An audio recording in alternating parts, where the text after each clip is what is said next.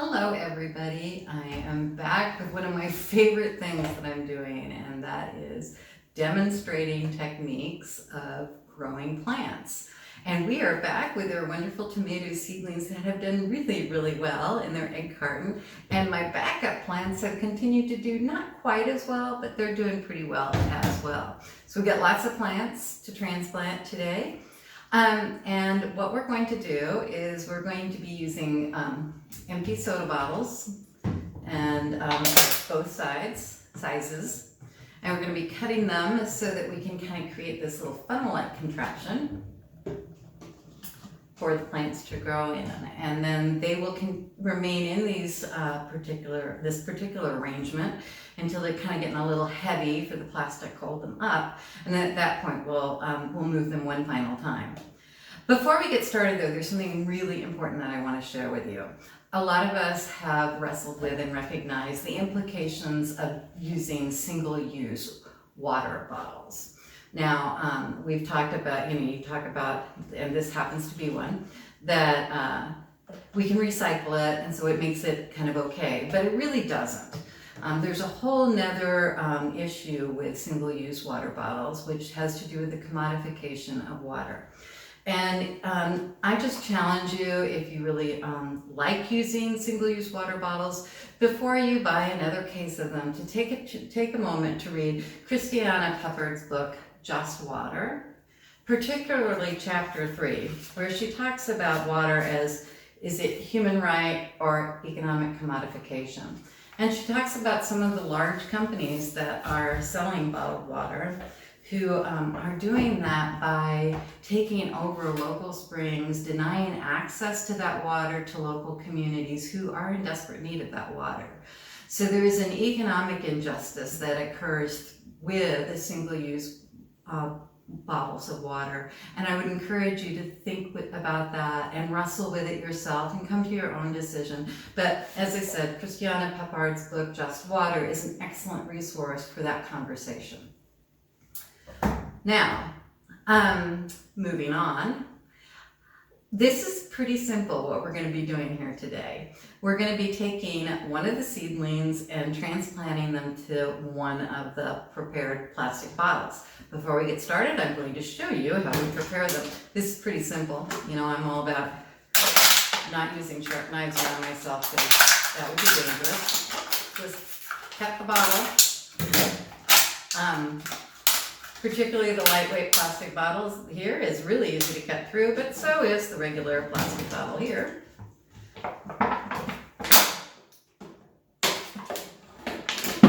And I thank my friends who donated these bottles.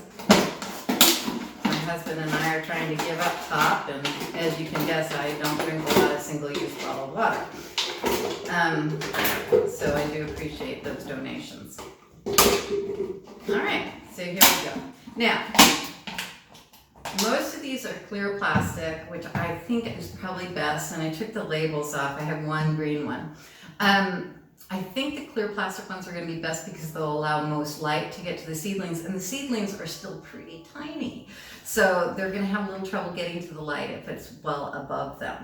I'm going to be putting the larger seedlings into the larger bottles and the smaller seedlings into the smaller bottles so that they don't get lost. I'm going to be using this liquid soil, and before I get the seedling in, I'm going to go ahead and pour this in. Now, there's a reason why I flip this upside down this way, and that is to reduce some of the evaporative loss of the water. And then we're just going to very carefully pull out my seedlings. And I'm going to do that by, I'm hoping just tearing, because the thought of scissors made of seedlings makes me a little nervous. My little friends here have done so well for me, and we're just going to bring this little guy out and look at him. It is a beautiful, beautiful seedling with just a great root system on it that's totally non-disrupted now. We're disrupted right now, and we're just gonna go, in you go, guy. I probably have to use my fingers a little bit and pull them on through. Come on. And then we're gonna just set him there. Okay, I do anthropomorphize my plants, and because they're tomato plants, I think Tom, sorry. Um, but anyway, there is the first Tom of 13, I believe. Anyway, so there's our little friend there. We're gonna have that tomato sit there. And then we're gonna do one of the smaller ones so you can see this as well. Let me see where the water level is. And I'm trying to get the water just up to kind of the bottom of the funnel-like shape, so that the stem doesn't rot, but the roots have easy access to the water. And in this case, I'm gonna actually use one of these guys here. Now the problem with these guys, and this may be the doom of them, they lose a lot of their tiny little roots, because as the roots grew, here I'll show you. I don't know, you're not gonna be able to see this on, but as the roots grew right on through the paper towels. So we'll see how well these guys do, but you know me, I don't like thinning. I'm gonna let nature do its own thinning. And there's this little tomato plant. So we're just gonna keep on going. And you get to watch me do this.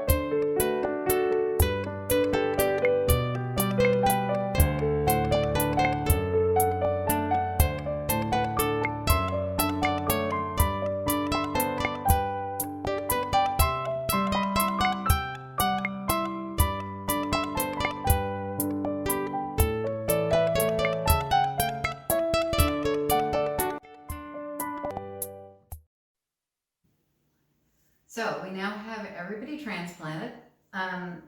You know, surprisingly, in the egg crate, we only lost 2 seedlings, which was considerably fewer than I thought I would probably lose.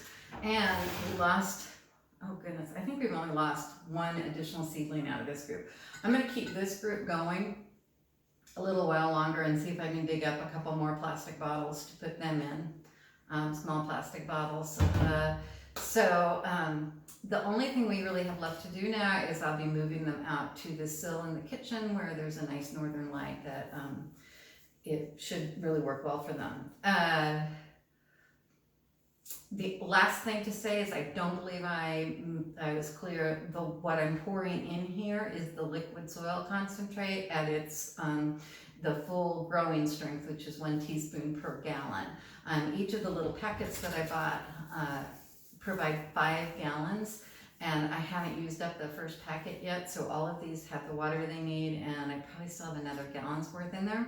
So I'll be topping them off as the water level drops. I'm hoping we'll have less of evaporative loss and more just the plants drinking their food nicely.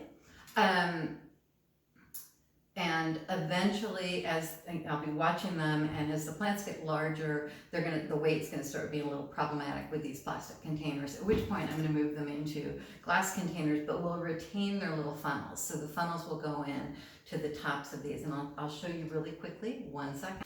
So this is one of the vases that I'm going to be using. So it's a little heavier.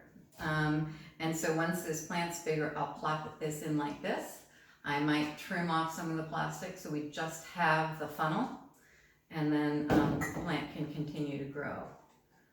Probably the primary thing I'm thinking about right now is this sharp edge. So I'll be watching them too to see if they're leaning over against the sharp plastic edge, which could be problematic for them. And that's one reason to come down below the edge of the glass, because then I'll fit up against the glass and it'll be leaning on the rounded edge of the glass, which will be, I think, a little healthier for it. But yeah, they're doing great so far. This is, as I said, this is this is an experiment. I've never done this before, so I'm really pleased with how this has gone, thanks to guidance from the internet. And we'll just continue to monitor them. It's probably going to be a good 2 or 3 more weeks, but I will post pictures so that you can see how they're doing each week. And hopefully we won't run into a tomato disaster in the meantime. So here you are, and I hope that this is something that you're able to replicate at home pretty easily. The primary things to be thinking about in this step is that we want them to have lots of this liquid soil concentrate available to them. And by the way, this soil concentrate only needs to be changed every 3 months, so there's not a whole lot of changing I need to do with it, as long as we don't lose it by evaporation. But what you want to do is make sure you have a funnel-like shape so that there's plenty of room for the plants to kind of grow up and expand, but you minimize the evaporative loss of your concentrate. Because the other problem with evaporation, of course, is that all the nutrients aren't evaporating, and the liquid soil will become quite strong and could actually start burning the roots of the plant. So we'll be watching for signs of that as well. If you have any questions, please reach out to me. My contact information is on the website where you're seeing this video. So just shoot me an email. Love to have a conversation with you, share your ideas. And if you're following me along and trying this out yourself, send me pictures with your permission to post them on the website. I would love to post them on the website. So happy planting.